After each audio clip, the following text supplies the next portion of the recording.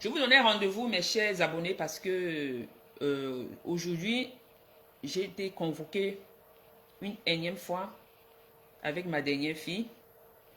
Et on s'est fait, on a été entendus.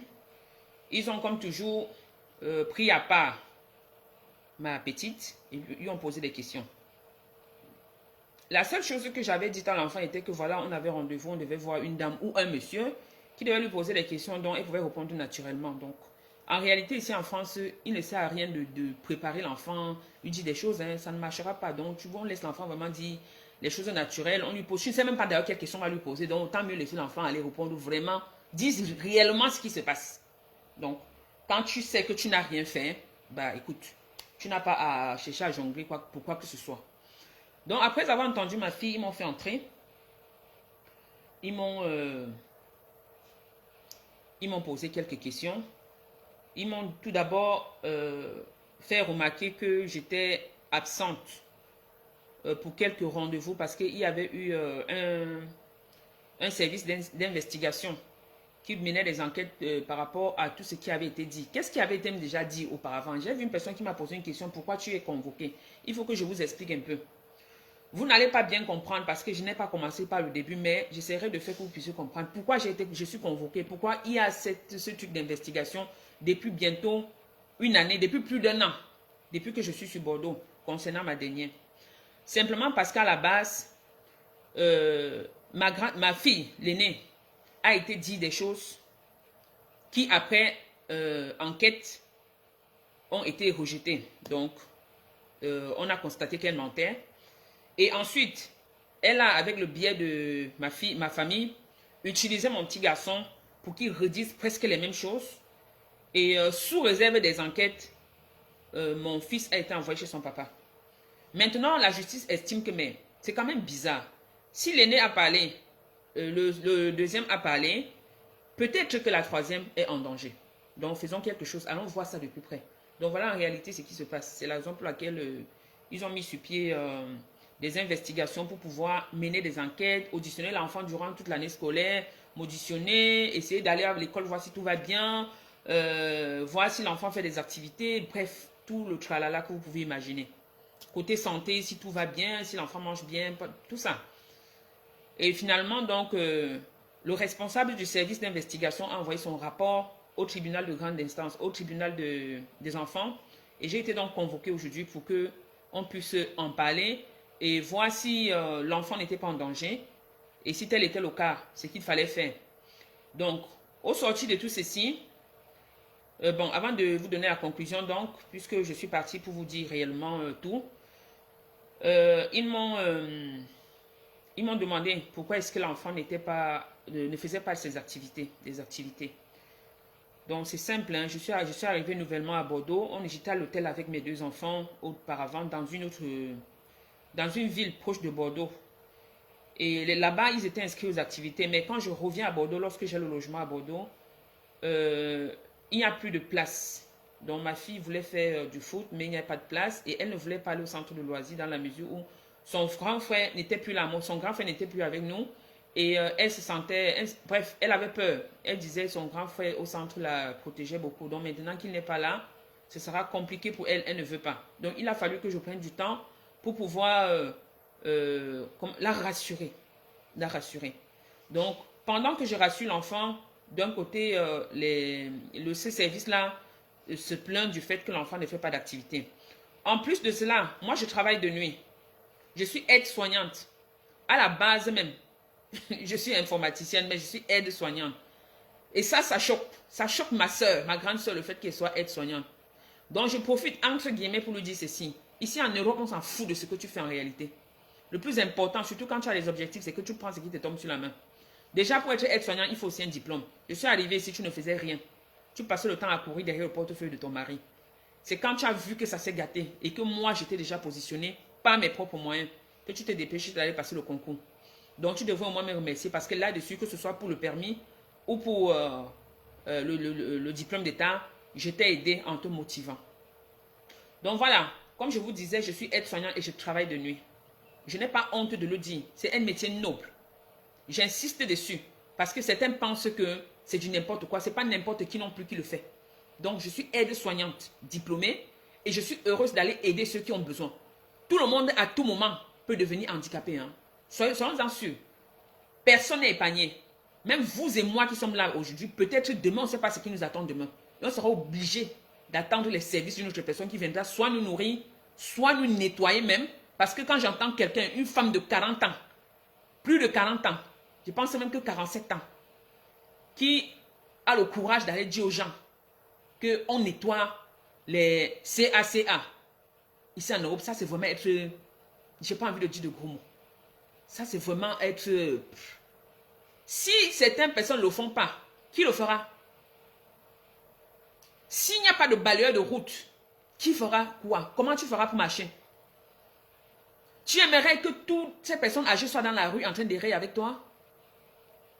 Pourquoi tu ne peux pas réfléchir? Hein? La vie est constituée de plusieurs couches de métiers.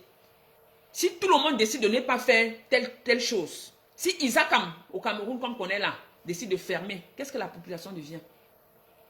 Qu'est-ce que la population... Même si tu es ministre ou président, tu seras dans du n'importe quoi. Il faut réfléchir. Hein? Le plus important, c'est d'être honnête, d'être humble, de travailler, de faire ce qu'il faut. Et c'est un métier humain. Et j'aime ça. Même si je me reconvertis demain, ce ne sera pas parce que je n'aime pas. Mais à ce moment, j'avais besoin et j'ai pris goût. J'aime ça. Je te le dis clairement. Je suis aide-soignante et j'aime ça. J'adore. D'accord? Et si demain, toi, je ne te le souhaite pas, mais si tu as besoin, appelle-moi. Appelle-moi. Je viendrai m'occuper de toi. Et avec plaisir. Si j'étais au Cameroun aujourd'hui, je serais content de m'occuper de mon père. Hein? Parce qu'avec tout ce que j'ai appris dans ce métier, ben oui, il y a des trucs qui m'expliquent. Parfois, ça me fait mal parce que je ne suis pas là. Donc, s'il te plaît. Donc, voilà, comme je vous disais, j'ai donc... c'est grâce au fait que j'ai passé mon concours. Ici, quand je suis arrivée, malgré qu'il était dans la galère, j'aurai le temps de vous expliquer tout en détail. Que j'étais dans la galère et m'ont permis que d'aucunes sont partis également le faire. Donc aujourd'hui, il faudrait être reconnaissant que de raconter du n'importe quoi. Lorsque tu t'en vas, à chaque fois, tout ce que tu dis, on me le rapporte. Tu sais comment ça se passe. Je suis au courant de tout. Lorsque tu t'en vas vanter que tu es assistante sociale. Ma chère soeur, tu viens d'être assistante sociale. Bravo. Je suis contente. C'est ce qui se passe lorsque tu as une personne dans ton environnement qui réussit quelque chose. Aussi minime que ce soit, une réussite reste une réussite. On doit féliciter. Donc bravo. Maintenant, qu'est-ce que tu en fais? C'est ça la question. Je te pose la question, qu'est-ce que tu en fais? Être assistante sociale pour détruire tes soeurs? C'est ça? Être assistante sociale pour détruire tes soeurs? Mais non, j'en veux pas. Où est ta petite soeur? Moi, ça va, oui. Je n'étais pas chez toi, je n'étais pas chez vous. Mais où est ta petite soeur qui vient d'avoir un bébé? Vous l'avez foutu dehors. Vous avez appelé la police. Carrément et envoyé à une petite fille. La police a débarqué avec des chiens. Comme si c'était un criminel. Où est ta petite soeur? Tu as au Cameroun en train de t'exhiber. Où est ta petite soeur? Avec le bébé de 3 mois. Ya. De toutes les façons, continue d'appeler le papa. Mais je pense que, à mon humble avis, ce monsieur mérite le repos. Tu as l'âge de gérer tes problèmes. Laisse-le tranquille. Il a travaillé dur pour que tu sois où tu es aujourd'hui. Il a travaillé dur pour tous ses enfants. Donc, il a besoin de repos. À défaut d'arriver chez lui là et voir qu'un truc manque. Parce que je sais que le puits aménagé que j'ai fait, il y a la pompe qui est gâtée. Est-ce que quand tu es arrivé là, tu as résolu ce problème? Est-ce que quand tu es arrivé là, tu as vu que telle chose manquait à papa? Tu as fait quoi? Rien. Seulement porter le nom de Nana, verser, parler. C'est ça? C'est pas normal. Il faut changer. Je dis bien que je ne suis pas ici pour te vilipender.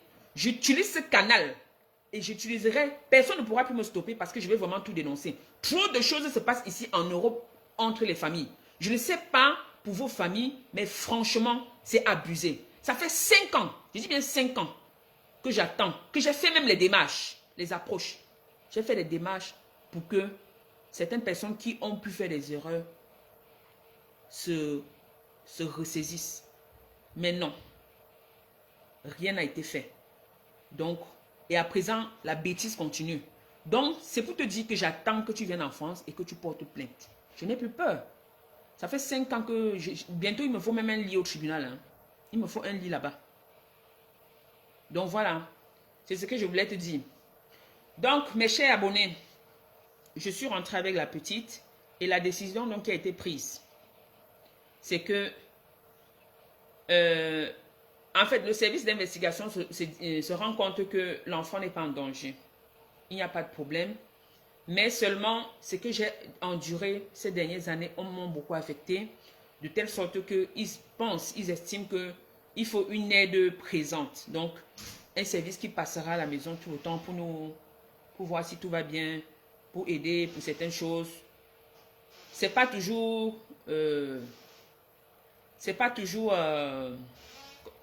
gai d'entendre ce genre de choses. Mais on n'y peut rien. C'est mieux que de laisser qu'on prenne ton enfant. Donc voilà, c'est ce qui s'est passé aujourd'hui. Bien. Avant de clôturer dans le direct, ce matin, je vous ai fait savoir que pour vous faire comprendre réellement ce qui s'est passé parmi nous, entre nous ici en Europe, et pas seulement en Europe, dans toute la famille, parce qu'il y a trop de révélations que je vous ferai, je vais vous expliquer dès la base. Je vous ai dit le matin que j'étais issu d'une famille de 10 enfants. Et nous sommes actuellement 9, dont un est parti, père son âme. Nous sommes 5 en Europe et 4 sont en Afrique. Nous sommes 4 sœurs ici et un frère. Et en Afrique, il y a une sœur et 3 frères. Voilà. À la base, je suis née par césarienne. C'est important que je vous le dise parce que vous allez comprendre par la suite. Donc, parmi tous les enfants de mes parents, je suis celle qui est venue au monde par césarienne.